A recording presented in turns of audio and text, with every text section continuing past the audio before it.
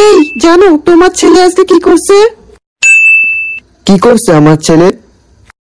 আরে ও আজকে গালি দিছে, গালি। আমি চিন্তা করতেছি ওইসব গালি গালা শিখতেছে কোথা থেকে। কি বললাম আগে? ওর মা এত ভালো, আমি চিন্তা করতেছি ওইসব শিখলো কোথা থেকে। কোথাও কুত্তার বাচ্চা।